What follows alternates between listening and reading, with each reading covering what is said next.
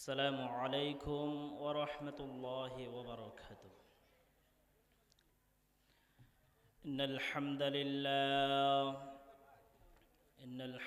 لله نحمده ونستعينه ونستغفره ونعوذ بالله من شرور أنفسنا ومن سيئات أعمالنا.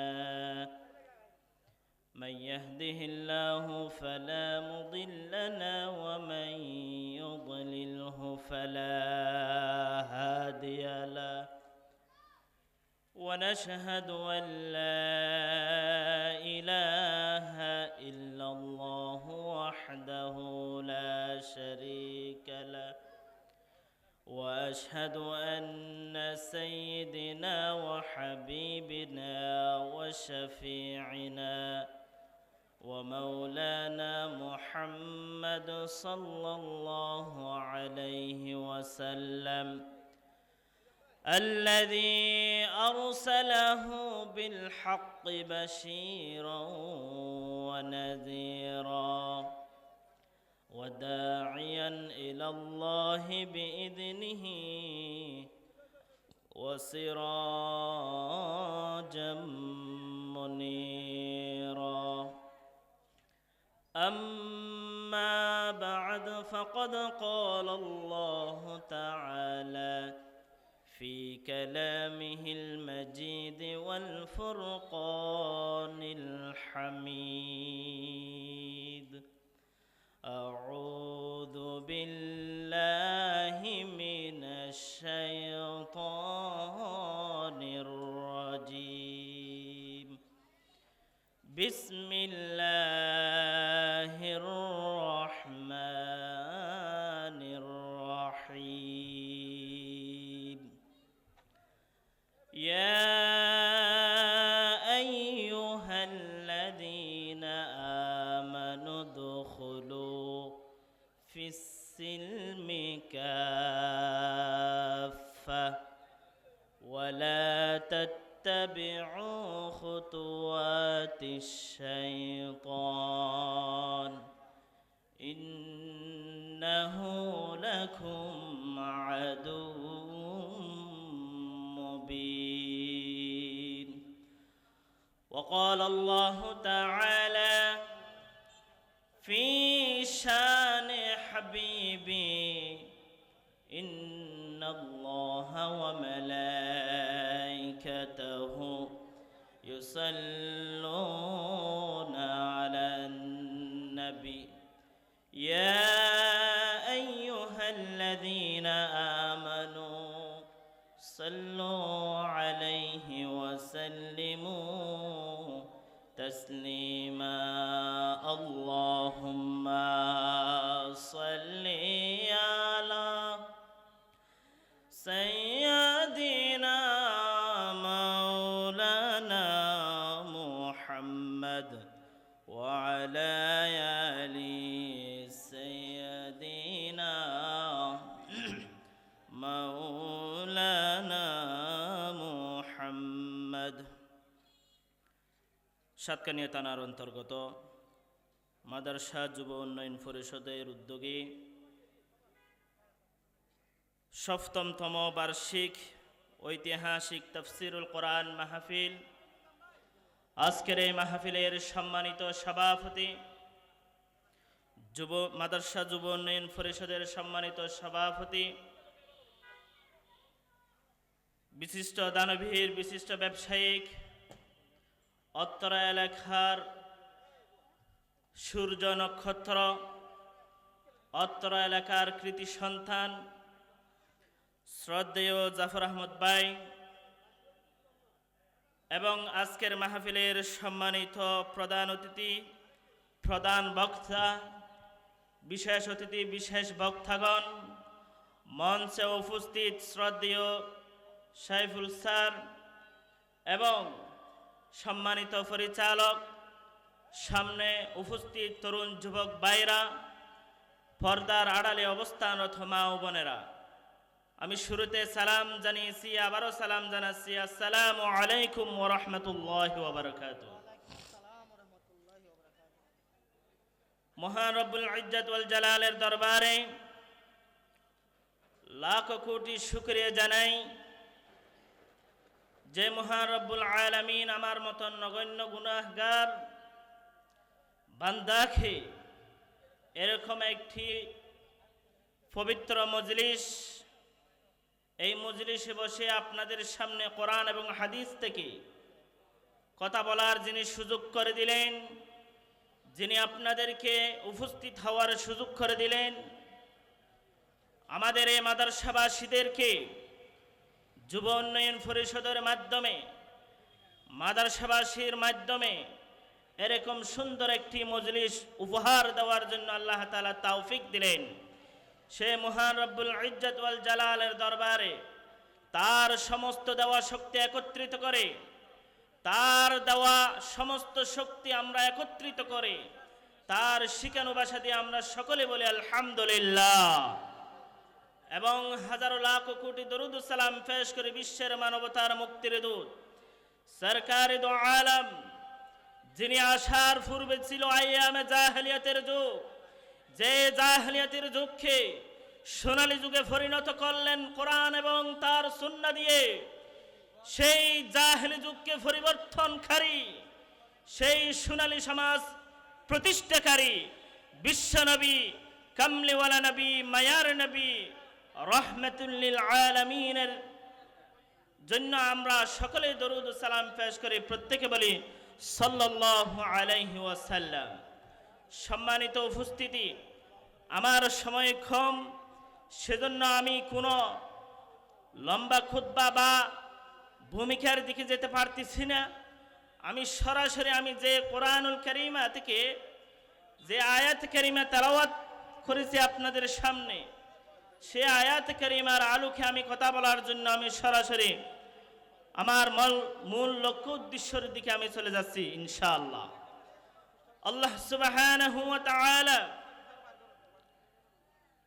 তার পবিত্র কালামুল্লাহ শরীফে বলেন, ইয়া আইয়ুহাল্লাযীনা আমানু দুখুলু ফিস সিলমি কাফা, হে বিশ্বাসীগণ, হে ঈমানদারগণ, যারা ঈমান এনেছো, যারা এক আল্লাহর প্রতি বিশ্বাস রাখো, ইসলামের প্রতি বিশ্বাস রাখো, কোরআনের প্রতি বিশ্বাস রাখো, কিয়ামত দিবসের প্রতি বিশ্বাস রাখো, জান্নাত জাহান্নামের প্রতি বিশ্বাস রাখো, পরকালে যে জবাবদিহি করতে হবে সেই জবাবদিহির প্রতি যারা বিশ্বাস রাখো, আল্লাহ তাআলা বলতেছে, হে ঈমানদারগণ, আমানু দুখুলু ফিস সিলমি কাফা, তোমরা ইসলামে পরিপূর্ণভাবে প্রবেশ করো।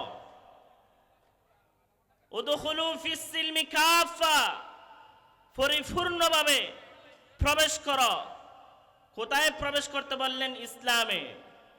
অর্থাৎ আল্লাহ তাআলা এটাই বললেন, তোমরা পরিপূর্ণভাবে ইসলামে প্রবেশ করো। আমরা যেমন কোন একটা গাড়ির মধ্যে ওঠার সময় আমরা দুনুফা দিয়ে পরিপূর্ণভাবে আমরা ওই যানবাহনের মধ্যে আমরা উঠে থাকি, ঠিক কিনা? আমরা যখন একটি যানবাহনের মধ্যে উঠি তখন আমরা পরিপূর্ণভাবে উঠার জন্য দুনুফাটা তুলি, এক ফা রেখে আরেক ফা না তুলি এরকম করি না, আমরা দুনুফা দিয়ে পরিপূর্ণভাবে উঠে থাকি। ইসলাম হলো একটি ধর্ম, ইন্নাদ-দীনা ইনদাল্লাহিল ইসলাম, আল্লাহ বলেন আমার পক্ষ থেকে মনোনীত ধর্ম হলো ইসলাম। তোমরা উদখুলু ফিস সিলমি কাফা, পরিপূর্ণভাবে ইসলামে প্রবেশ করো। কিছু মানবা না, এটা যেন না হয়। তোমার যে রান্নাঘর আছে সেই রান্নাঘর থেকে শুরু করে তোমার পারিবারিক জীবন, তোমার সামাজিক জীবন, তোমার রাষ্ট্রীয় জীবন, সমস্ত ক্ষেত্রে তোমাকে ইসলামে পরিপূর্ণভাবে প্রবেশ করতে হবে, ঠিক কি না? কিছু মানবা, যেটা তোমার সুবিধা হয় সেটা মানবা, যেটা তোমার অসুবিধা হয় সেটা তুমি মানবা না, এটা যেন না হয়। উদখুলু ফিস সিলমি কাফা, পরিপূর্ণভাবে ইসলামে প্রবেশ করার জন্য আল্লাহ সুবহানাহু ওয়া তাআলা আমাদেরকে নির্দেশ দিলেন।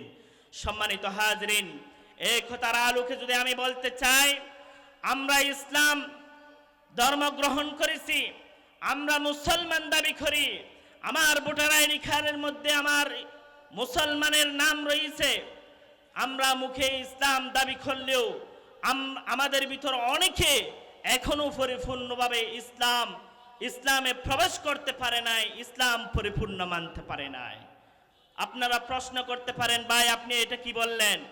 আমরা তো সবাই নামাজ পড়ি, আমরা তো সবাই যাদের তৌফিক হয়েছে, আমরা তো হজ করে এসেছি,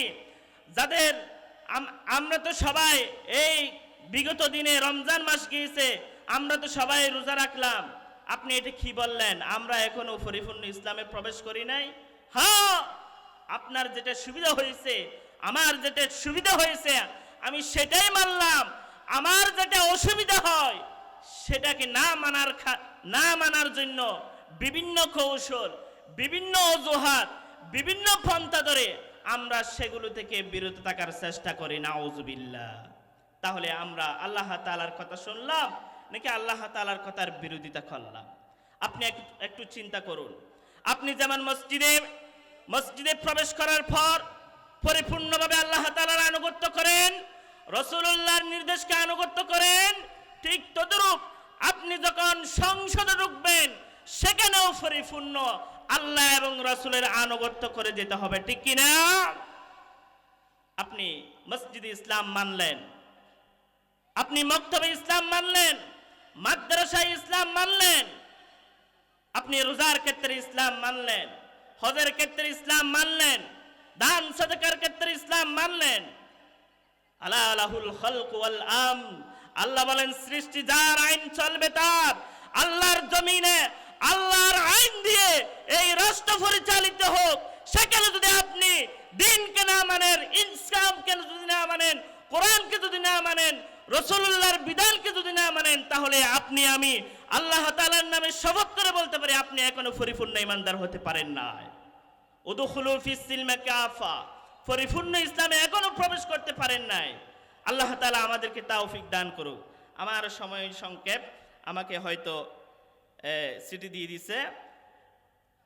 আল্লাহ তাআলার কাছে আমরা চেষ্টা করব এবং দোয়া করব আল্লাহ তাআলা যেন আমাদের পুরা শরীরটা, যেন আমাদের পুরা নীতিটা, যেন আমাদের পারিবারিক জীবন থেকে শুরু করে সামাজিক জীবন, রাষ্ট্রীয় জীবন, সমস্ত ক্ষেত্রে আমাদের কথা, আমাদের কর্ম, আমাদের কদম সব কিছু যেন ইসলামের নীতিতে যেন হয়, আল্লাহ তাআলার অর্ডার মোতাবেক যেন হয়, রাসূলুল্লাহর আদর্শ মোতাবেক যেন হয়। যদি আমরা পরকালে মুক্তি পেতে চাই, যদি আমরা পরকালে নাজাত পেতে চাই, তাহলে ভাই আমাদেরকে উদখুলু ফিস সিলমি কাফা, পরিপূর্ণভাবে ইসলামে প্রবেশ করতে হবে। যারা বলে আমরা মসজিদ ইসলাম মানি, যারা বলে আমরা মাদ্রাসা ইসলাম মানি, সংসদ ভবনে আমরা ইসলাম বিশ্বাস করি না, শরিয়া আইনে বিশ্বাস করি না, তারা কাটে মুনাফিক বেঈমানের গোষ্ঠী। তারা কোনোদিনও ঈমানদারের গোষ্ঠী হতে পারে না।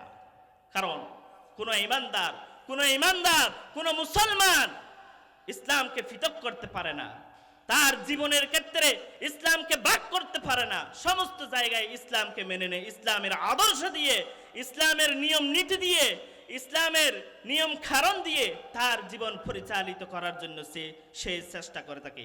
আল্লাহ তাআলার কাছে তৌফিক কামনা করি। মেহমান এসে গেছেন আমাদের চট্টগ্রামের জনপ্রিয় বক্তা শ্রদ্ধেয় আব্দুল্লাহ আল মারুফ সাহেব হুজুরে এসে